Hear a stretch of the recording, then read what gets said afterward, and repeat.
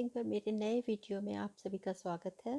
जैसा कि आप सब जानते हैं कि किसी भी डीएनए में बेसिस का जो अरेंजमेंट होता है उसे ही हम सीक्वेंस कहते हैं। और इसे पता लगाने के लिए पायरो सीक्वेंसिंग एक मॉडर्न मेथड है जिसको हम नेक्स्ट जनरेशन सीक्वेंसिंग भी कहते हैं। ये 1993 में सबसे पहली बार डेवलप की गई थी और 1998 में रोनागी, अहलन और नायरन ने इसको मॉडिफाई किया था। पायरो सीक्वेंसिंग एक स्वीडिश कंपनी है जिसने इसको सबसे पहली बार कमर्शलाइज किया। और ये जो पायरो सीक्वेंसिंग है ये सीक्वेंसिंग बाय सिंथेसिस इस प्रिंसिपल पे काम करती है। जैसा कि सेंगर मेथड में था, ये भी एक डीएनए बेस्ड सीक्वेंसिंग मेथड है, लेकिन इसमें डीटीएनटीपी का यूज़ ना करके हम इसमें बहुत सारी एंजाइमेटिक रिएक्शंस का यूज़ करते हैं। और जिसमें कि पायरोफॉस्फेट रिलीज़ होता है, ये एक बहुत इम्पॉर्टेंट इवेंट है इसमें। और दूसरा जो बहुत इम्पॉर्टेंट या बहुत महत्वपूर्ण है वो है कि लाइट इसमें एमिट होती है। तो लाइट का प्रोडक्शन जो है वो इसमें बहुत इम्पॉर्टेंट रोल प्ले करता है। और पायरो सीक्वेंसिंग में जो पायरो शब्द है वो एक ग्रीक शब्द से लिया गया है जिसका जो कि पायर है, जिसका मतलब होता है फायर। तो चूँकि यहाँ पे लाइट जनरेट होती है इसलिए हमने इस मेथड का नाम पायरो सीक्वेंसिंग रखा। पायरो सीक्वेंसिंग दो तरह की हो सकती है, सॉलिड फेज और लिक्विड फेज। दोनों सीक्वेंसिंग का अगर हम कंपैरिजन करें तो जो सॉलिड फेज सीक्वेंसिंग होती है उसमें जिस डीएनए की सीक्वेंस ज्ञात करनी होती है उसे एक सॉलिड सपोर्ट पे इमोबिलाइज किया जाता है। जबकि लिक्विड फेज में ऐसा कुछ भी करने की ज़रूरत नहीं होती है, कोई इमोबिलाइजेशन नहीं किया जाता है। इसके अतिरिक्त सॉलिड फेज सीक्वेंसिंग एक ऐसा सिस्टम है जहाँ 3 एंजाइम की ज़रूरत पड़ती है और इन 3 एंजाइम्स के नाम हैं DNA polymerase, ATP sulfurylase and luciferase. जबकि लिक्विड फेज सीक्वेंसिंग में ये 3 एंजाइम तो यूज़ होते ही हैं, इसके साथ एक और एंजाइम भी यूज़ होता है जिसको हम एपाइरेज कहते हैं। इसका मतलब है कि यहाँ पे 4 एंजाइम्स की ज़रूरत पड़ती है। अगर तीसरा डिफरेंस हम देखें तो सॉलिड फेज सीक्वेंसिंग में वॉशिंग का स्टेप जो है वो बहुत ज़रूरी होता है। और हर बार जब भी हम कोई न्यूक्लियोटाइड यूज़ करते हैं और जो अनयूज न्यूक्लियोटाइड्स रह जाते हैं उनको हटाने के लिए, रिमूव करने के लिए वॉशिंग करनी पड़ती है।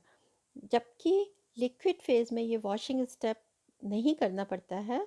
उसकी जगह जो एपाइरेज एंजाइम जिसका भी हमने बात करी वो एंजाइम ऐड कर दिया जाता है जो कि जितने भी एक्स्ट्रा न्यूक्लियोटाइड्स होते हैं उनको डिग्रेड कर देता है। और एक और जो इनमें डिफरेंस है वो ये है कि सॉलिड फेज जो है वो बहुत टीडियस सा काम है, टाइम टेकिंग है, समय लगता है क्योंकि बार बार इसमें वॉशिंग करनी पड़ती है, इमोबिलाइजेशन। और जबकि लिक्विड फेज जो है वो काफ़ी सरल है इसके कंपैरिजन में। इसीलिए आजकल लिक्विड फेज सीक्वेंसिंग को ही प्राथमिकता दी जाती है।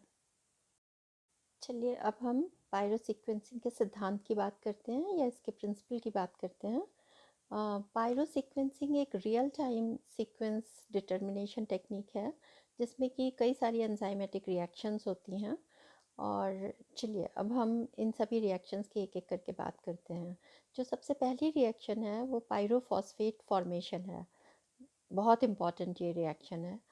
इसमें सबसे पहले आप देख रहे हो कि डीएनए पॉलीमराइजेशन रिएक्शन हो रही है जहां हमने कहा है कि n नंबर ऑफ न्यूक्लियोटाइड्स हैं इसमें। इस चेन में हमने ऑलरेडी दिखाया है कि डीएनए n नंबर, तो n नंबर ऑफ डीएनए इसमें ऑलरेडी जुड़ चुके हैं। अब हम एक एक करके इसमें नए न्यूक्लियोटाइड्स ऐड करते जाएंगे और जैसे ही हम एक नया न्यूक्लियोटाइड ऐड करते हैं इसका नंबर जो है n+1 हो गया। n+1 मीन्स एक और न्यूक्लियोटाइड इसकी इसमें पॉलीन्यूक्लियोटाइड चेन में आके ऐड हो गया। और ये रिएक्शन कैटेलाइज करने के लिए एक एंजाइम चाहिए होता है जिसको हम डीएनए पॉलीमरेज कहते हैं। अब ये डीएनए पॉलीमरेज जैसे ही ये रिएक्शन पूरी करता है इसमें एक पायरोफॉस्फेट मॉलिक्यूल भी लिबरेट होता है जो आप यहाँ पे देख रहे हैं। और ये पायरोफॉस्फेट एक इंडिकेटर के रूप में यहाँ पे काम करता है। अब यहाँ पर ये जानना भी ज़रूरी है कि जो पायरोफॉस्फेट है वो तभी बनता है जबकि एक नया न्यूक्लियोटाइड जुड़ता है। अगर ये नया न्यूक्लियोटाइड इस चेन में नहीं जुड़ा तो कोई पायरोफॉस्फेट नहीं निकलेगा। और अगर एक न्यूक्लियोटाइड जुड़ता है तो एक पायरोफॉस्फेट निकलेगा। और अगर दो न्यूक्लियोटाइड यानी कि D C T P D C T P 2 बार जुड़ गया, सी सी 2 बार जुड़ गया, तो उस केस में 2 पायरोफॉस्फेट निकलेंगे। तो इस तरह से ये रिएक्शन चलती रहती है। दूसरी रिएक्शन एटीपी फॉर्मेशन होती है। पायरोफॉस्फेट पहली वाली रिएक्शन में बन चुका है और ये पायरोफॉस्फेट इस रिएक्शन के सबस्ट्रेट से रिएक्शन करता है, जो कि एपीएस या एडिनोसिन फॉस्फोसल्फेट कहलाता है। इस पूरी रिएक्शन को कैटलाइज करने के लिए एटीपी सल्फ्यूरिलेज एंजाइम की ज़रूरत पड़ती है और इसका प्रोडक्ट है एटीपी। तो इस रिएक्शन को हम एटीपी फॉर्मेशन इसीलिए कह रहे हैं कि इसके अंत में एटीपी बन रही है। इसके बाद जो तीसरी इसकी रिएक्शन है, वो उसको हमने कहा है कि लाइट एमिशन, यानी कि इसके अंत में आप देखोगे कि लाइट एमिट हो रही है। अब जो एटीपी पुरानी वाली रिएक्शन में बना था, वो एटीपी ल्यूसीफेरिन को ऑक्सीडाइज करता है और जो एंजाइम इसमें काम आता है वो है ल्यूसीफरेज। ये वही वाला एंजाइम है जो जुगनू में या फायरफ्लाई में भी होता है। और इसके प्रोडक्ट्स क्या हैं? Luciferin is converted into oxyluciferin, carbon dioxide बनती है, एएमपी बनता है और पायरोफॉस्फेट फिर से रिलीज होता है। और साथ में जो सबसे इम्पॉर्टेंट चीज़ है, सबसे महत्वपूर्ण, वो है कि लाइट सिग्नल इसमें दिखाई देता है। मतलब कि लाइट जलती हुई लाइट दिख जाती है इसमें। और वो लाइट कोई भी फोटोन डिटेक्शन डिवाइस या सीसीडी कैमरा उसको कैच कर लेता है। और अच्छा, यहाँ पे एक और बात है कि जो लाइट की इंटेंसिटी है वो कम या ज़्यादा होती है। और जब एक न्यूक्लियोटाइड जुड़ता है तो ये नेचुरली थोड़ी सी कम होती है। लेकिन अगर दो न्यूक्लियोटाइड्स एक साथ जुड़ते हैं, दो न्यूक्लियोटाइड से मतलब है सेम, मतलब माना कि सी सी 2 बार जुड़ा, तो लाइट की इंटेंसिटी थोड़ी और ज़्यादा होगी। और अगर ये 3 बार जुड़ता है तो लाइट की इंटेंसिटी और ज़्यादा होगी। तो इस तरह से हम जब बाद में सीक्वेंस को एनालाइज करेंगे कि कौन सा क्या ऑर्डर है बेसिस का, तब ये लाइट इंटेंसिटी वहाँ पे बहुत काम आती है। ये नेक्स्ट रिएक्शन जो है वो एपाइरेज रिएक्शन है।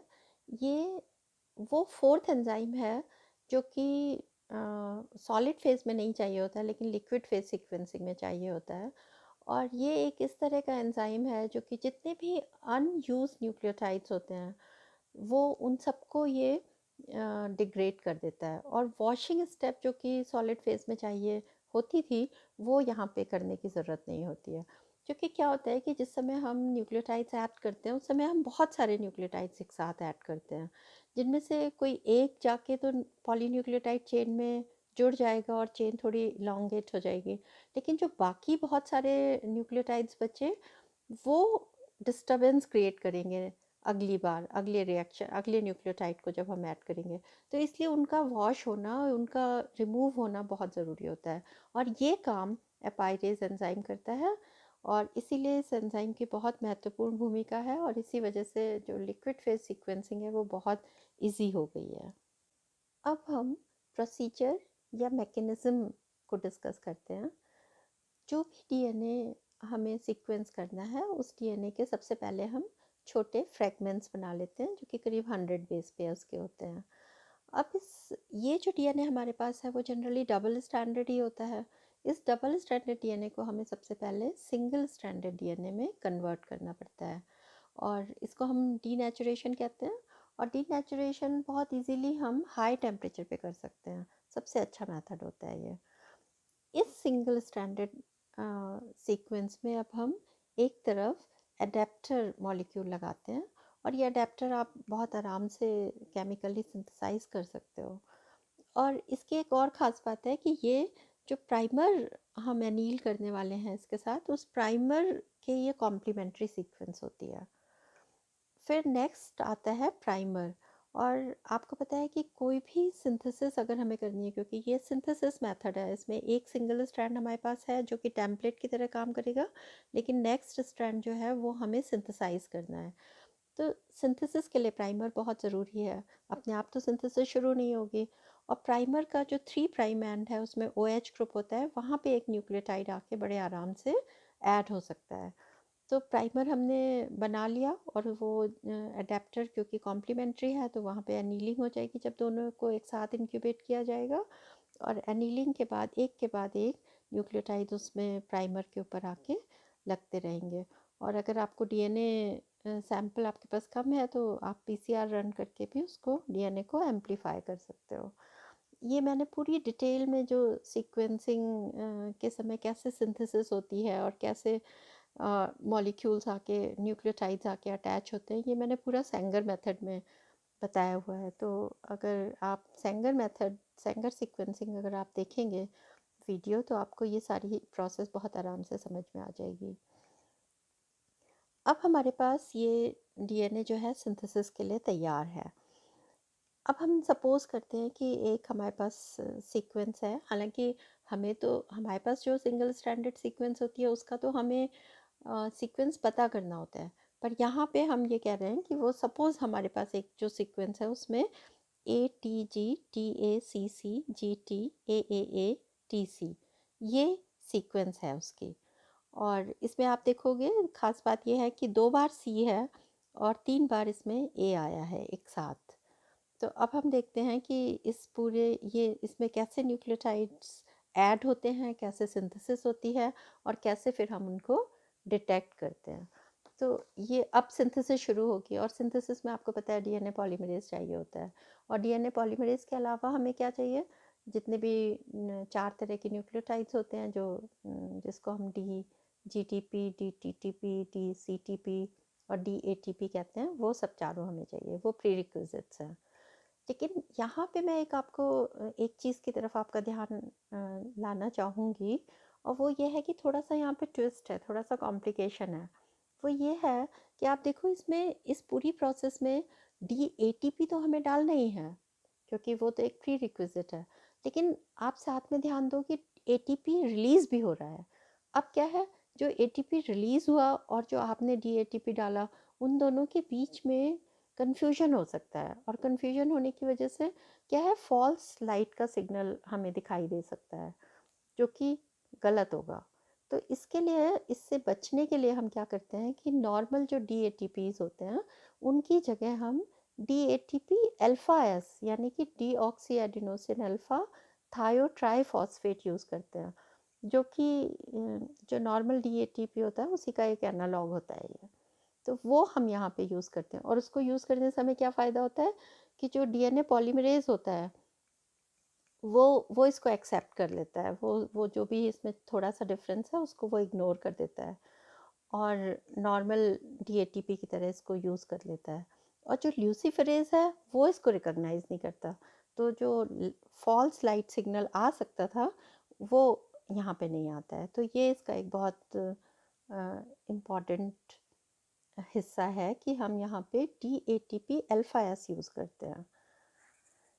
ओके, इस पॉइंट तक अभी हमने डीएनए सिंथेसिस की बात करी। अब हम बात करते हैं कि बाकी और कौन कौन सी रिएक्शंस हैं जो इस पूरी प्रोसेस में हो रही हैं, और जो कि बहुत ज़रूरी हैं ये पता करने के लिए कि एग्जैक्टली सीक्वेंस क्या है। अब यहाँ पे हम देखते हैं कि अपने फिगर में जो हमने न्यूक्लियोटाइड ऐड किया है वो है DCTP। तो C is the right nucleotide which has to be added. क्यों? क्योंकि जो ऊपर कॉम्प्लीमेंट्री था उसमें कॉम्प्लीमेंट्री में G था, तो यहाँ पे C हमने ऐड किया। और जैसे ही हमने C ऐड किया तो वो DCTP एक न्यूक्लियोटाइड जाके जुड़ गया, और उसके जुड़ते ही एक पायरोफॉस्फेट रिलीज़ हो गया। और ये जो पायरोफॉस्फेट के रिलीज़ होने से नेचुरली बाद में लाइट डिटेक्ट हो जाएगी। अब यहाँ पे मैं एक छोटी सी बात आपको और बताना चाहती हूँ कि ये पायरोफॉस्फेट जो है वो न्यूक्लियोटाइड से ही आता है। कैसे? न्यूक्लियोटाइड जो होता है वो ट्राईफॉस्फेट होता है ना, रिमेम्बर 3 फॉस्फेट ग्रुप्स होते हैं। तो वो 3 में से एक तो हाइड्रोक्सिल ग्रुप के साथ मिलके फॉस्फोडाइस्टर बॉन्ड बना लेता है, और जो बाकी के 2 बचे वो 2 जो हैं पायरोफॉस्फेट के रूप में रिलीज़ हो जाते हैं, क्योंकि पायरोफॉस्फेट में आप देखो 2 फॉस्फेट मॉलिक्यूल्स हैं। तो ये पायरोफॉस्फेट वहाँ से आता है, और हर बार ऐसा ही होता है कि एक पायरोफॉस्फेट रिलीज़ होता है। नेक्स्ट रिएक्शन में आप देखिए कि ATP सल्फ्यूरिलेज एंजाइम चाहिए होता है, और ये पायरोफॉस्फेट से रिएक्ट करता है और ATP बनती है। और ऑफ कोर्स इसका APS जो सबस्ट्रेट होता है, जैसा हम पहले पूरा डिस्कस कर चुके हैं, वो हमने यहाँ पे डायग्राम में नहीं दिखाया है।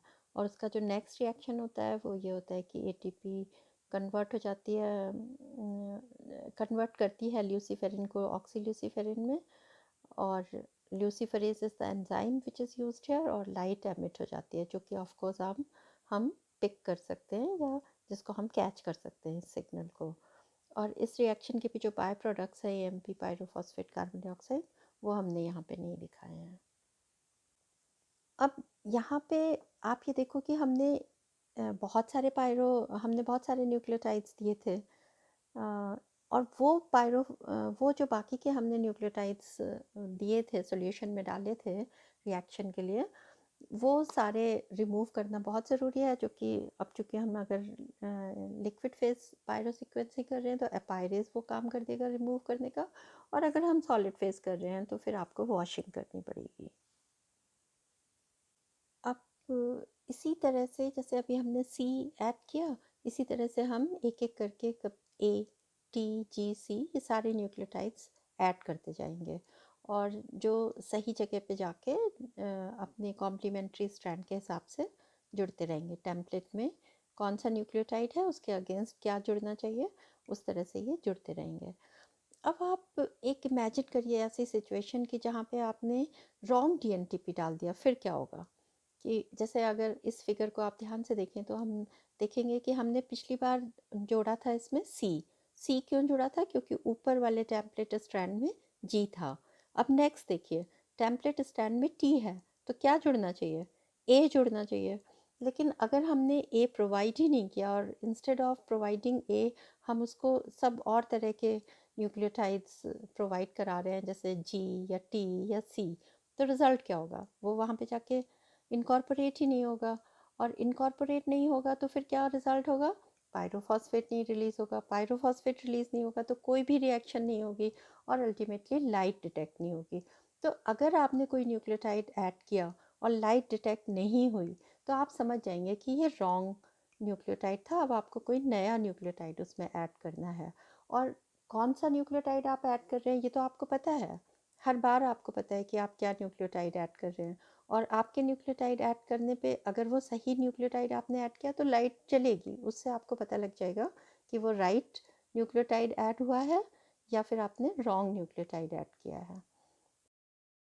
अब इस डायग्राम में हम पायरोग्राम देख रहे हैं, यानी कि जब पूरी रिएक्शन कंप्लीट हो गई, लाइट एमिट हो गई, और वो लाइट को सिग्नल्स के रूप में डिटेक्टर ने कैच कर लिया, तो एक जिस तरह का हमारे पास ये पीक्स के रूप में जो हमारे पास ग्राफ आया, वो हम यहाँ पे एनालाइज करते हैं। सबसे पहले आप देखिए कि टी न्यूक्लियोटाइड ऐड हुआ, और सिंगल न्यूक्लियोटाइड एक बार में ऐड हुआ, एक पीक आपको मिली। ए वाली जो नेक्स्ट न्यूक्लियोटाइड ऐड हुआ उसमें भी बिल्कुल सिमिलर साइज़ की पीक मिली। लेकिन तीसरे वाले केस में आप देखिए कि कोई भी पीक नहीं मिली, यानी कि कोई लाइट एमिट नहीं हुई होगी, और ये वो जगह इंडिकेट करती है जहाँ पे आपने कोई गलती से कोई रॉन्ग न्यूक्लियोटाइड ऐड कर दिया होगा। नेक्स्ट न्यूक्लियोटाइड है सी और ए टी, इसके बाद जो इम्पॉर्टेंट पीक आपको दिख रही है वो थोड़ी बड़ी पीक है, और यहाँ पे जो ऐड हुआ है वो जी ऐड हुआ है, और एक्चुअली जी एक बार नहीं, जी दो बार था सीक्वेंस में। तो चूँकि दो बार ऐड हुआ, इसलिए जो पीक है वो थोड़ी बड़ी यहाँ पे दिखाई दी। मैं आपको बता चुकी हूँ कि कितने न्यूक्लियोटाइड्स एक बार में ऐड हुए उसके हिसाब से लाइट की इंटेंसिटी बढ़ती है। तो यहाँ पे बढ़ी हुई इंटेंसिटी ये दिखा रही है, और फिर दो न्यूक्लियोटाइड्स छोड़ के एक और हाई पीक दिख रही है, हाईएस्ट है इस पूरे पायोग्राम में, और वो भी ये शो कर रही है कि यहाँ पे ज़्यादा न्यूक्लियोटाइड्स एक साथ ऐड हुए होंगे, और ये है टी। तो टी टी टी तीन बार यहाँ पे ऐड हुआ है, इसलिए इसकी पीक जो है वो बहुत ज़्यादा बड़ी है।